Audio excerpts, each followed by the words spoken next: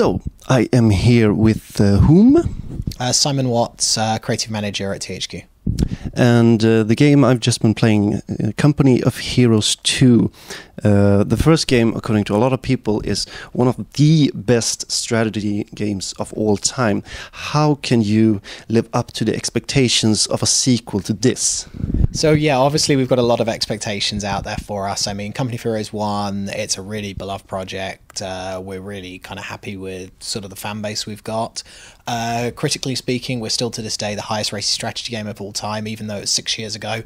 Nothing's come out since that's got a higher Metacritic or game rankings average than us.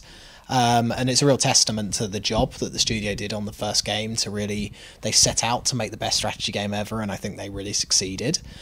So what we wanted to do with Company of Heroes 2 when we made a sequel was we wanted to give it enough time to make sure we were meaningfully moving the series forward, that we weren't just sort of rushing out a sequel for the sake of it. We wanted to wait until technology was in a position where we felt we could really kind of do the game justice and move it forward in a meaningful way.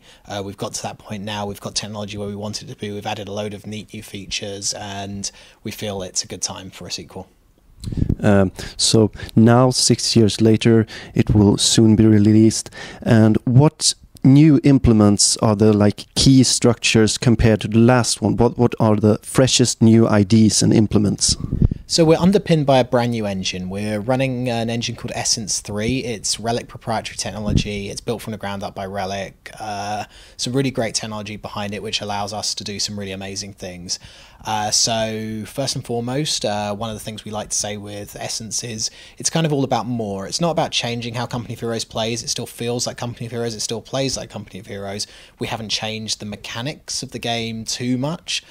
But Essence has allowed us to add more. We've got more graphical fidelity. The game looks amazing. You can turn it up on DX11 to maximum, to the point where, you know, the snow particle effects are incredible. The depth of the snow, things like vehicle tracks actually leave shaped deformations in the snow. All sorts of things like that. We have more destructibility. You can destroy anything you see. You can make craters in the ground. You can level the entire map. We have more tactical choices for the player.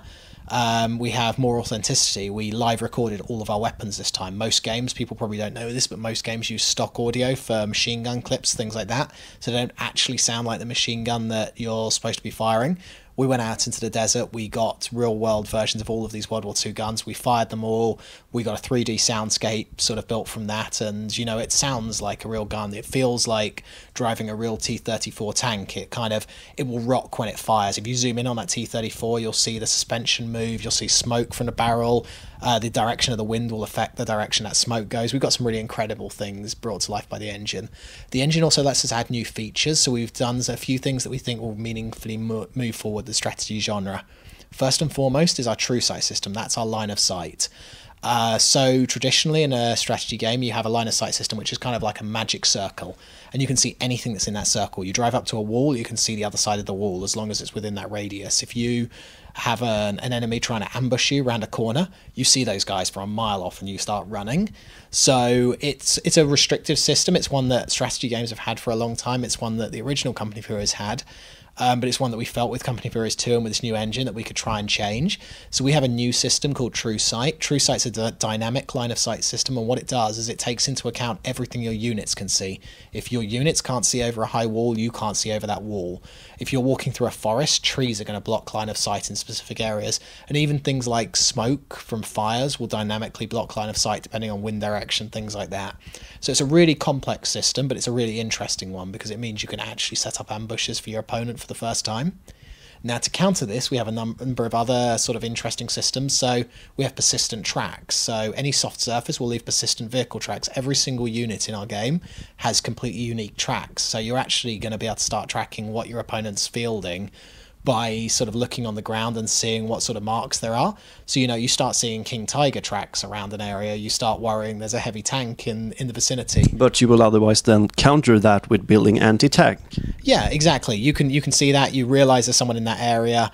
It gives players this exciting new level of tactical gameplay. So, for example, you're driving through a narrow, restricted village. I had an example like this from a multiplayer match we were playing a few weeks ago, and I drove my armoured cars, my half-tracks, through this village, minding my own business, and I wasn't paying enough attention to what was around me. I kind of rounded a corner, and there's a tank sitting around the corner. It blew the hell out of all of my vehicles. I lost them all, and I didn't see it coming because it was sitting right round this corner, and I'd literally driven around the corner before I even saw it there, and by that point it was already firing on us.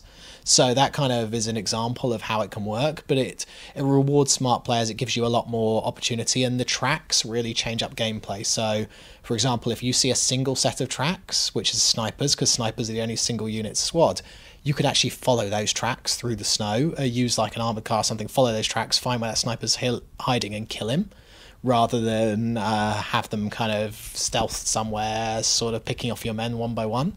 So there's a lot of interesting variables on that. So you indeed reward players who take the very tactical approach, and I can see that you have, like, for one unit you have also a counter unit. Is this true for like every unit in the game, or is it more vice versa for the more important units that makes bigger roles and differences?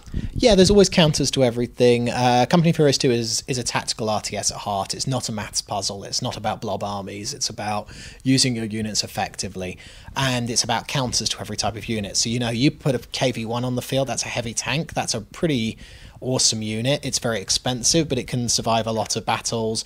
But we have directional armor on all of our tanks, so if you're smart and you're fighting against a heavy tank, you know the armor's weaker on the back, you can use your extra speed of your light tank to get round behind it, keep ahead of its cannon, and kind of pick off on the weaker armor, damage it like that. Things like anti-tank guns will make really short work of even a heavy tank, because they're designed to take that thing down, so a player can use anti-tank guns to deal with those. And you can even upgrade some of your soldiers, like for example your guards infantry or some of your snipers. You can upgrade them with sort of anti-vehicle sort of armor piercing type rounds, things like that, which will again make short work of armor. So there's lots of different ways, and if you field armor on its own, if you just build tanks and send tanks out, you're going to lose those tanks pretty quickly, because there's a lot of different ways the opponent can take those down. A smart player will use a mix of infantry and vehicles for combat. Will be released, and to what platforms? So it's PC only title. It's going to be running Steamworks, so over Steamworks exclusive title, which means we'll have Steam as DRM, and also Steam launches like achievements, etc., etc. And we're launching in early 2013. We haven't set an exact date yet, but we'll make sure you guys know as soon as we do. And thank you very much for that, and thank you for watching. I am one of those who are definitely looking forward to Company of Heroes 2.